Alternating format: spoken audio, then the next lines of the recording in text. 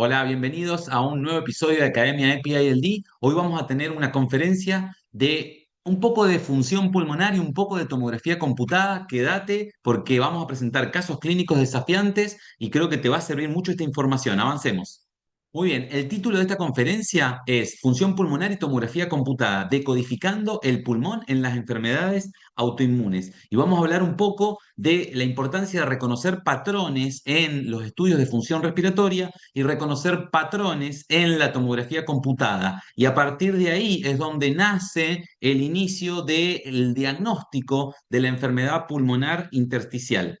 Vamos a evaluar estos conceptos clave, que tenemos que evaluar el tipo de enfermedad intersticial, que tenemos que hacer un monitoreo de la función pulmonar, reducir la progresión de la fibrosis pulmonar y reducir el daño por inflamación. En cuanto al monitoreo de la función pulmonar, les presento esto que está acá. A su derecha van a encontrar un jeroglífico y a su lado izquierdo van a encontrar un estudio de función respiratoria. Cualquier parecido que encuentren o similaridad que encuentren, bueno, es una casualidad. Yo soy muy crítico en la comunicación y creo que como neumonólogos tenemos que comunicar mejor los hallazgos en los estudios de función respiratoria para que el reumatólogo, el médico clínico o cualquier médico que esté involucrado en el manejo de nuestros pacientes entienda mejor cuál es la situación del funcionamiento respiratorio. ¿Cuáles son los valores, digamos, clínicamente útiles?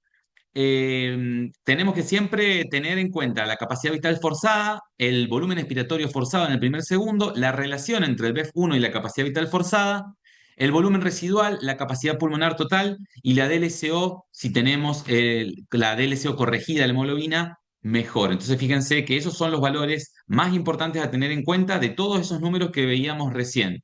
Y ahora continuemos. Intentemos hacerlo aún más simple, ¿no? ¿Podemos simplificar estos valores? Bueno, tener el valor teórico a veces ayuda, pero la realidad es que en la gran mayoría de las veces tener el valor teórico no nos ayuda el número, por eso lo he quitado acá, y sí tener el porcentaje del teórico para compararlo contra estudios poblacionales generales. Entonces, solamente viendo estos valores, los valores reales que sopló el paciente en el estudio de función respiratoria y compararlo con la población, nos daría ese parámetro. Ahora, ¿por qué no somos más amigables a la hora de comunicar y tratamos de ponerlo en español? Porque todas las siglas en los aparatos, en el software de función respiratoria, vienen en inglés y yo, digamos, creo que deberíamos comunicarlo mejor. Por ejemplo, CBF, BEF1, BEF1 sobre capacidad vital forzada, BR, que es de volumen residual, CPT, que es capacidad pulmonar total, ¿sí? O DPCO, difusión pulmonar de monóxido de carbono, ¿no? Deberíamos, creo que comunicarlo mejor, pero incluso deberíamos comunicarlo aún mejor, porque las siglas hace que todo esto sea muy confuso para el que recién está tratando de entender cómo funciona el pulmón. Entonces debería mostrarse de esta forma: capacidad vital forzada, no CBF, sino capacidad vital forzada. Volumen expirado forzado en un segundo. Ahí sí podemos hacer la relación BEF1 sobre capacidad vital forzada. En volúmenes pulmonares podríamos poner volumen residual, capacidad pulmonar total. En difusión pulmonar del monóxido de carbono podríamos poner todo: difusión pulmonar de monóxido de carbono no corregida o sí, corregida a la hemoglobina.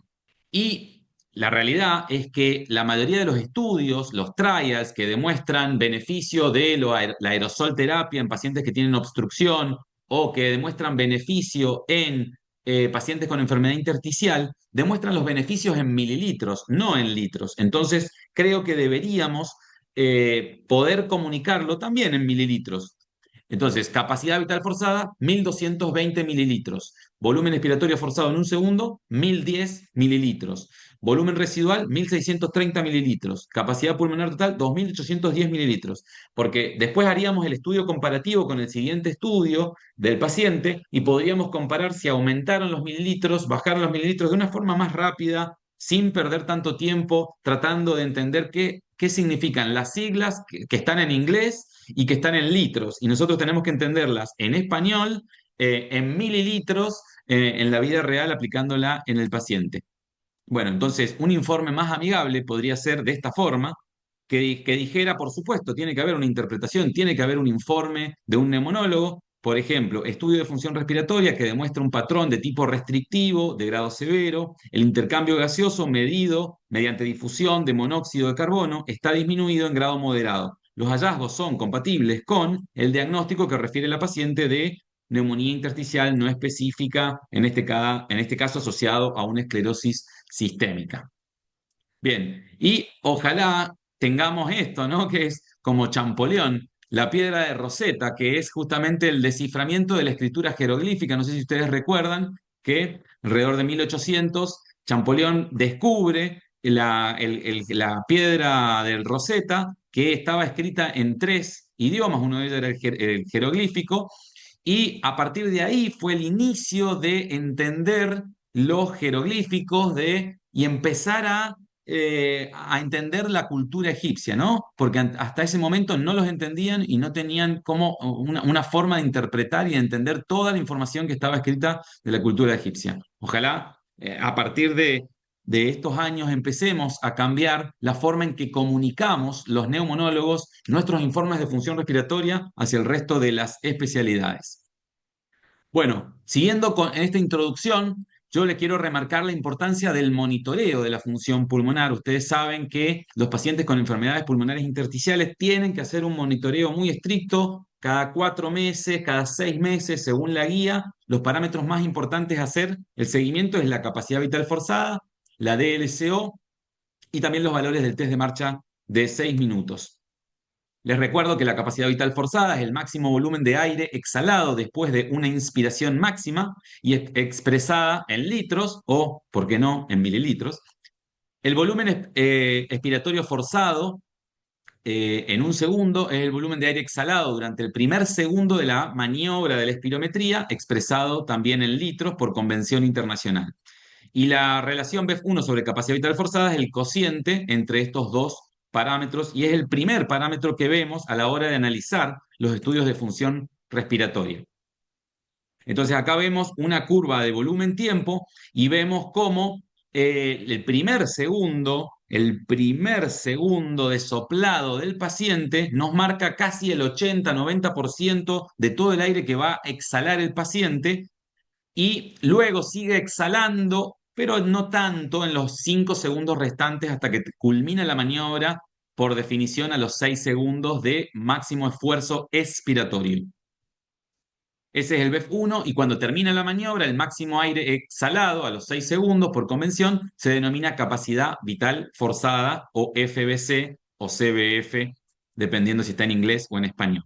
Bien, acá lo vemos lo mismo, pero reflejado en la curva flujo-volumen, en donde el paciente inicialmente sopla con mucha velocidad, con mucho flujo, inicialmente hasta llegar hasta el pico, y luego tiene menos fuerza el aire, menos flujo, va disminuyendo el flujo hasta llegar a cero, y luego toma aire el paciente y vuelve a iniciar la maniobra. Y tenemos que estar atentos como neumonólogos y como cualquier médico que analiza un estudio de función respiratoria, tenemos que estar atentos a la curva flujo-volumen que generalmente está en los reportes de función respiratoria, porque pueden haber errores frecuentes en la maniobra y los podemos detectar con la curva flujo-volumen. Por ejemplo, este es un mismo paciente que había realizado diferentes esfuerzos. Fíjense que el pico, que debería llegar siempre más o menos al mismo nivel, en la maniobra A llega a un punto, en la maniobra B llega mucho más bajo, en la maniobra C también. Entonces el paciente está haciendo como un esfuerzo variable, no se está esforzando al máximo. Recordemos que deben haber 3 maniobras, las 3 al máximo, y de ahí vamos a obtener los mejores valores de capacidad vital forzada y de BEF1. O podemos ver diferentes patrones de errores, como una doble respiración, donde el paciente sopla y en un momento vuelve a tomar aire y vuelve a soplar, que también lo vemos reflejado en la curva volumen-tiempo, en donde el paciente está soplando y de repente vuelve a levantar y vuelve a soplar. O como veíamos recién, un esfuerzo variable en donde no se repite la curva de flujo-volumen, no se repiten los patrones. Los errores más frecuentes en la realización de la espirometría es una inhalación submáxima previo a la expiración, o sea que el paciente no se haya llenado bien los pulmones antes de largarse a soplar, o que sople con poca fuerza, sería un esfuerzo expiratorio submáximo, o sea que sopla sin ganas, sin fuerza, tiene que hacer realmente el esfuerzo máximo porque estamos midiendo el máximo de su función respiratoria. O una terminación precoz del esfuerzo antes de los 6 segundos. Recordemos que por convención internacional, en la maniobra de espirometría debe terminar luego de 6 segundos de esforzarse máximamente en el vaciado del pulmón. O puede ser que haya tos durante el estudio o una cierre de la glotis durante la expiración, algunas fugas en el circuito de la boquilla de la espirometría o ausencia, por supuesto, de calibración adecuada del equipo. Entonces, lo que deberíamos realizar es realizar una maniobra de espirometría. Si la maniobra reúne los criterios de aceptabilidad, deberíamos tener al menos tres para poder avanzar y terminar la espirometría. Deberíamos tener al menos tres maniobras aceptables de buena calidad. Y si esas maniobras no son muy diferentes entre sí, o sea, realmente son repetibles, tienen valores reproducibles que no varían mucho entre sí, entonces ahí es donde analizamos la espirometría y evaluamos principalmente la capacidad vital forzada, el volumen expiratorio en el primer segundo y la relación entre ambos parámetros. Y la forma de interpretarlo es, primero pongo el ojo en la relación BEF1 sobre capacidad vital forzada. Y ahí veo si está disminuida esa relación, el paciente tiene obstrucción. Al día de hoy seguimos utilizando este algoritmo para interpretar las espirometrías y los estudios de función respiratorias, aunque las últimas guías también nos dicen que deberíamos estar utilizando el Z-score. Les dejo acá arriba el video donde el doctor José Malet nos explica específicamente cómo utilizar el Z-score, pero globalmente la tendencia sigue siendo que seguimos utilizando este algoritmo que yo les estoy presentando. Recuerden entonces, primero lo que voy a mirar es la relación BEF1 sobre capacidad vital forzada.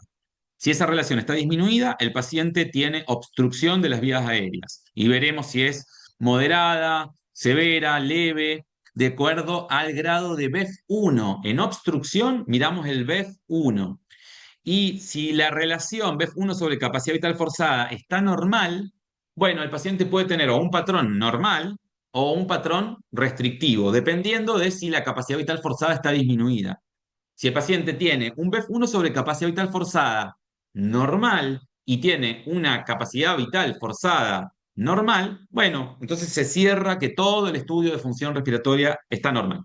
Pero si el paciente tiene una relación BEF1 sobre capacidad vital forzada normal y una capacidad vital forzada disminuida, es ahí en donde se sugiere que el paciente complete con volúmenes pulmonares para definir si realmente tiene o no restricción pulmonar.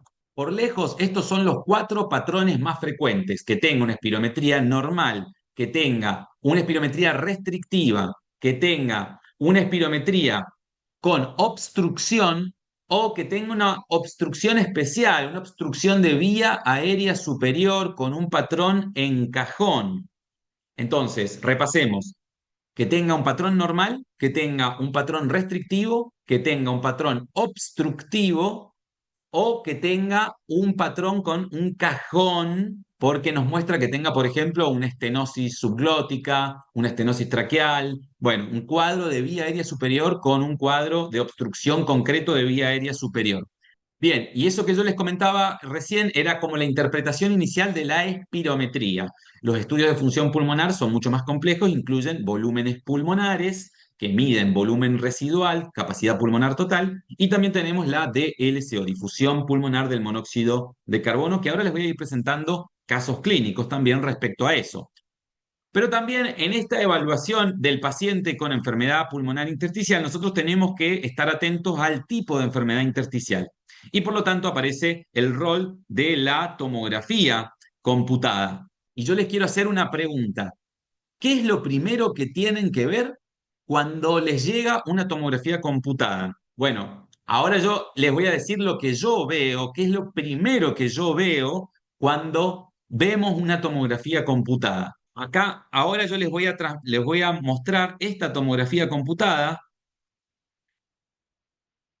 y les pregunto, ¿qué es lo primero que tienen que ver cuando ven una tomografía computada? Y hago una pausa y les muestro toda esta pantalla para que ustedes busquen información. tienen información de la historia clínica, tienen información de la tomografía computada. ¿Qué es lo primero que tienen que ver? Alguno dirá la edad del paciente, alguno dirá el sexo del paciente, si es masculino o femenino, alguno dirá si ha fumado o no ha fumado.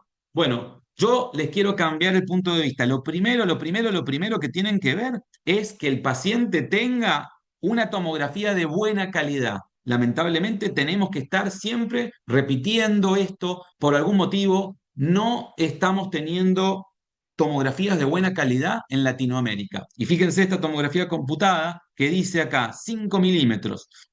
5 milímetros. Entonces, esto es una tomografía que la podemos interpretar hasta ahí nomás, un poco. Vemos que, por supuesto, tiene, sí, una enfermedad pulmonar intersticial con ciertas zonas de vidrio esmerilado, subpleural, bilateral, difuso, con gradiente ápico-caudal, con predominio posterior, pero no me animaría a decir mucho más, ¿no? Esto es una paciente de sexo femenino de 55 años con un diagnóstico previo de artritis reumatoidea. Yo lo primero que veo es, tiene una tomografía computada de 5 milímetros. ¿Qué esperan del neumonólogo con una tomografía de 5 milímetros? No podemos sacar muchas conclusiones con una tomografía de esta calidad. Muy bien, fijémonos cómo un paciente que tiene una tomografía computada con una reconstrucción, cortes de reconstrucción de 5 milímetros, nos puede dar esta información en donde vemos cierto vidrio esmerilado subpleural.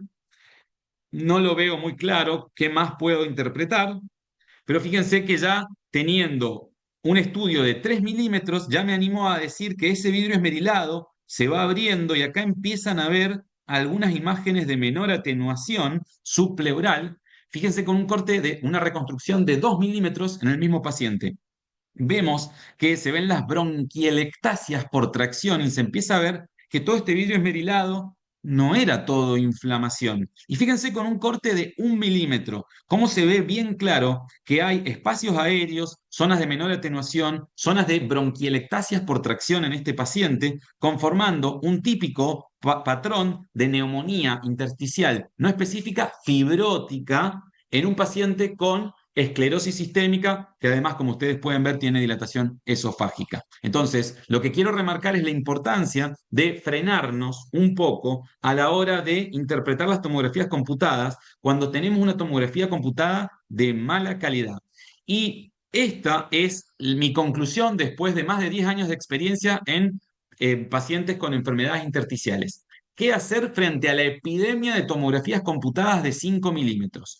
Yo recomiendo personalmente no interpretar al detalle la tomografía computada, no tomar decisiones diagnósticas, no tomar decisiones terapéuticas sobre todo, porque muchas veces con ese vidrio esmerilado uno podría tender a poner inmunomoduladores y ser muy agresivo con el inmunomodulador y caer en la trampa de que ese vidrio esmerilado es inflamación. Y fíjense cómo les mostraba yo recién que una tomografía computada de 5 milímetros me mostraba todo vidrio esmerilado, pero si yo voy y pido la calidad que exigen las guías internacionales, que es una tomografía computada como máximo de 1,5 milímetros en la reconstrucción, bien, entonces voy a ver que tiene, por ejemplo, como en el caso que yo les mostraba recién, bronquielectasias por tracción, zonas fibróticas, y voy a ver con mucho más detalle la enfermedad intersticial y seguramente le voy a poner un nombre más concreto al patrón tomográfico de la enfermedad intersticial. Yo en ese caso, por ejemplo, fíjense, lo que haría es solicitar que se repita la tomografía computada con baja dosis de radiación para tener mayor calidad de la imagen con cortes y reconstrucción menor a 1,5 milímetros. Y yo generalmente, ¿cómo pido la tomografía computada? Antes la pedía así, tomografía computada multi-slice de tórax sin contraste. Sin embargo, me di cuenta que el pedido de tomografía computada multi-slice en general hace que solamente la obra social del Seguro de Salud facture más caro al prestador, al paciente. Sin embargo, eso no asegura que le estemos dando mejor calidad de imagen al paciente. Entonces, yo las estoy pidiendo de esta forma y voy a cambiar el día que necesite cambiarlo, porque realmente lo que necesito es que se adecúen a las guías internacionales que nos piden tomografías computadas de como máximo 1,5 milímetros. Entonces, yo suelo pedirlas de esta forma. Tomografía computada de tórax sin contraste, cortes finos de 1 milímetro cada 1 milímetro, utilizar protocolo de baja dosis. Y si fuera la primer tomografía que le realizo al paciente, podría agregarle cortes en expiración para ver bien si tiene algún componente bronquiolar, algún componente de la pequeña vía aérea, que por ejemplo se suele ver en artritis reumatoidea, en síndrome de Sjögren, y por supuesto cuando salimos de las enfermedades autoinmunes, en la neumonitis por hipersensibilidad, entre otras. Bueno, espero que les haya servido esta información y nos estamos viendo en los próximos videos. No olviden suscribirse al canal, danos un like si les gustó y nos vemos la próxima.